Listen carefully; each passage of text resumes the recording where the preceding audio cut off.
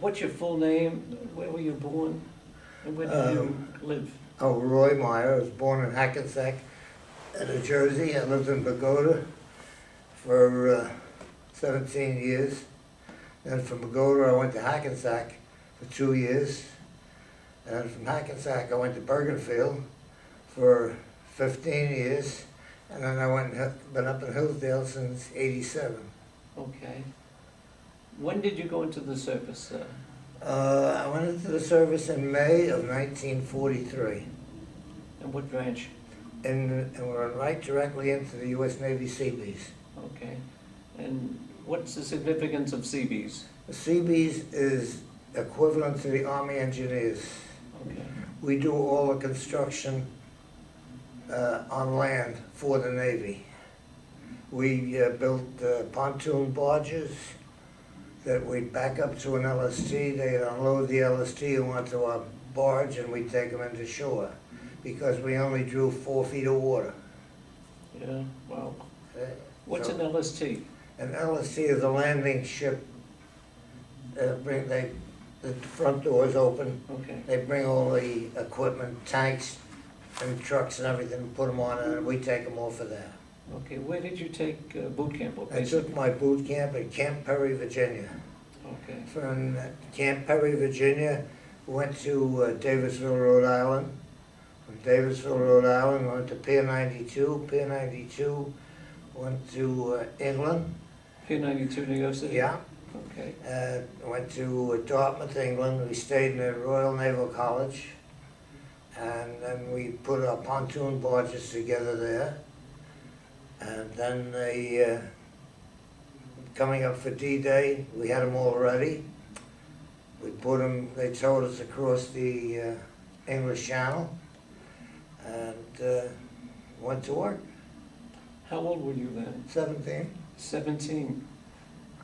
At Yeah. that age, did you have to give a parent permission at that age? No, No? no, not at that time. Uh-huh.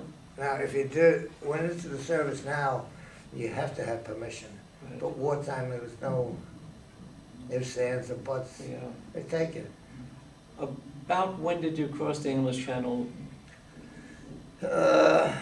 We left England at 10 o'clock at night on June 5th. And June 6th, we hit the beach 2 hours after the invasion started. And which beach was that? Omaha Beach. Okay.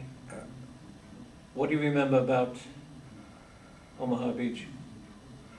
A lot of it was the guns shooting at us, a lot of casualties on the beach. Because when you come in on the beach, the first LSTs that came in, they brought them up to the beach and they dumped them off. And they'd go out about 10 feet and it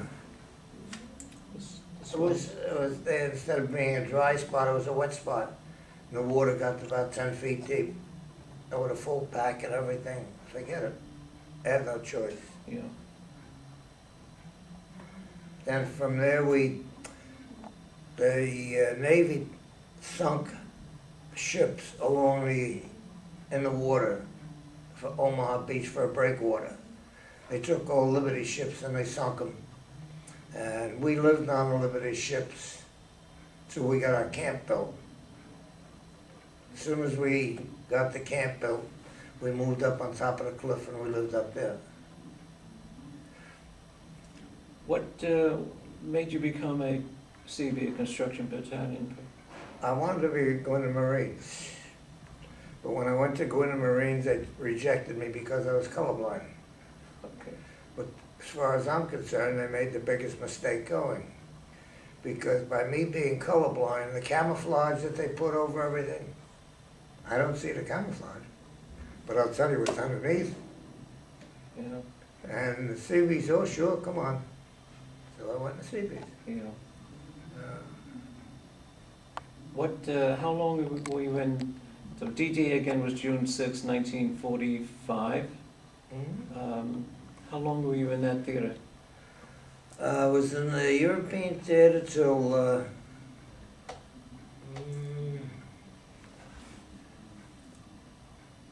I would say December of '44. And then from there we came home and went over to the Pacific Theater. Okay.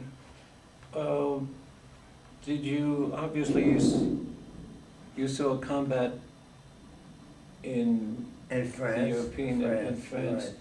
Right. Where in France? Where? Omaha Beach, just on the Okay, beach, right. okay. We never left the beach, Okay, the whole time we were in France. okay. Then the time we saw action was in Borneo. And then from Borneo we went back to the Philippines and set up camp in the Philippines.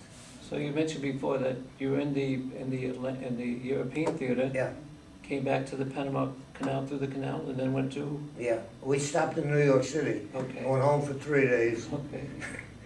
They sent us home for 30 days. Right. The third day we got a telegram report to Pier 92, so Yeah. that was the end of the 30 days. Fellow, yeah. And we went down through the canal. We stopped at Anahuaytuck, which was a beer stop. Then from there we went to Calicoan in the Philippines.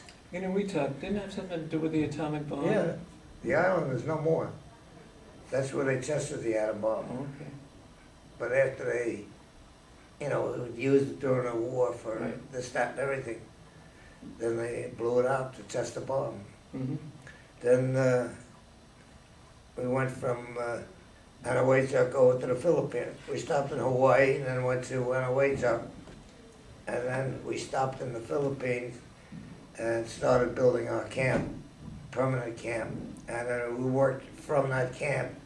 From there, one outfit went to Borneo, another outfit went up to Tacloban, and they split us up all over. And then we all got back together again, and we ended up in China. What, as a construction battalion person, what did you construct in those islands? We constructed pontoon, but it's got a good, give you a good idea of what we made. That's the causeway. Right. Here's pontoon barges, Okay. and they back up to an LST. I don't know whether it shows it in here or not. Yeah, that's all Normandy. This is all the Yeah. stuff that we. Mm-hmm. Now, this is the breakwater. Yeah. See where they sunk these ships? Right. And then everybody would come in like this and into here. And the purpose of sinking these ships to create a breakwater, why did they do that? Because it's the waves coming in, otherwise they never could have landed anything. Okay. The way you had 9 and 10 foot waves all the time. Yeah. And an LST, as you said before, only had a 4-foot draft? Now, we had a 4-foot draft. Okay. It's part of our barges. Yeah, We took a little bit of a beating. yeah. Uh, Were you wounded in the Atlantic or the Pacific Nope. areas? Okay. I lucked out all the way around. How about, did you lose buddies? Yeah, we lost a few. Yeah. This, I think it's this one. And you mentioned at Pacific that the Seabees would lay down airfields? Yes, we worked at the, see, here's where it backed up to the LST. Yeah. Wow. The, in the Pacific, we did 2 airports. Put the metal plates down so the planes could come in and land. Okay, Because they're too sandy and so forth, the planes right. could never get the ground packed tight enough. And these islands became like stopovers Yes. to the main island of Japan?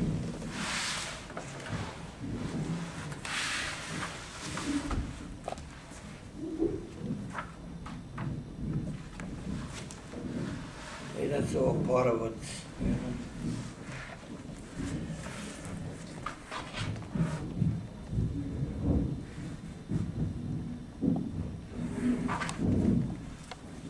I see, how did these medals come about?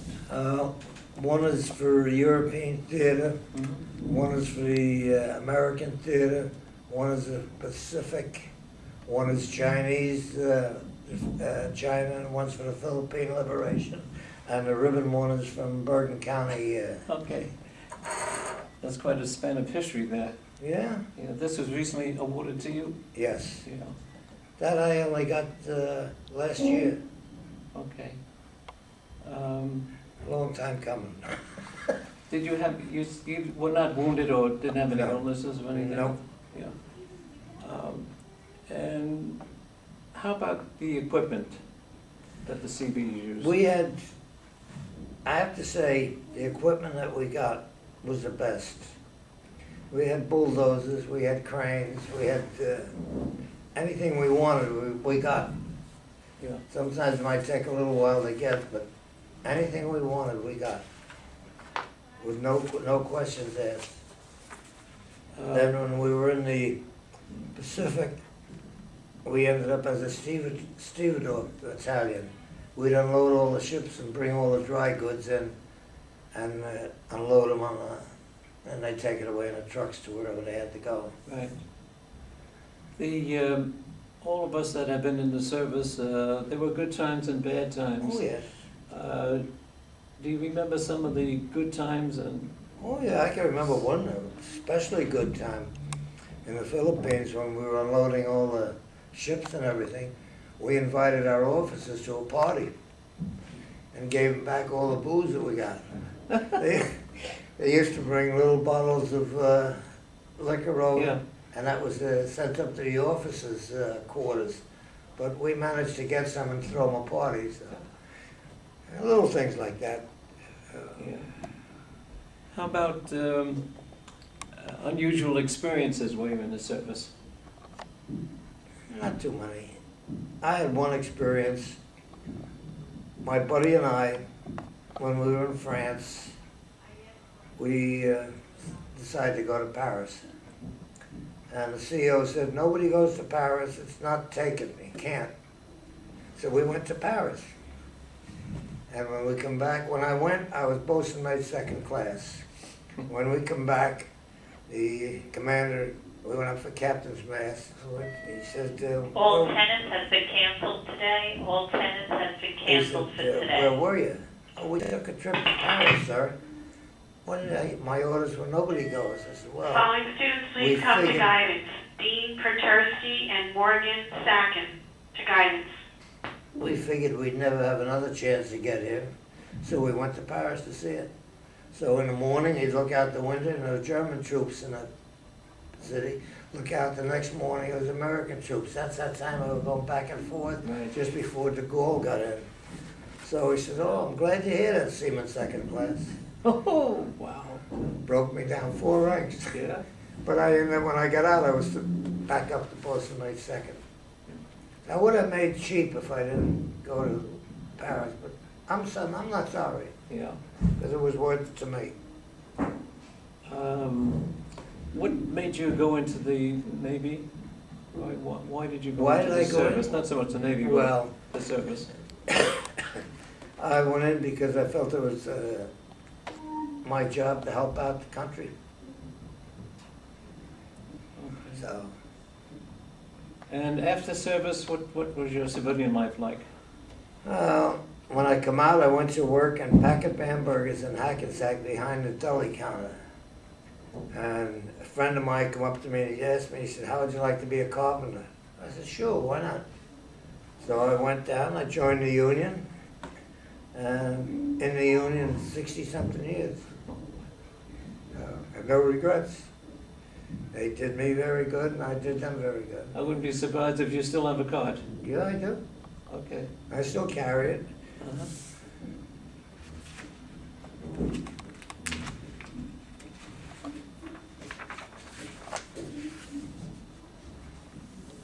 And we have some medals here which we did cover. And what's the significance of this? That's This one. that explains what the Seabees are Okay. and how they got their name and everything else. And that was,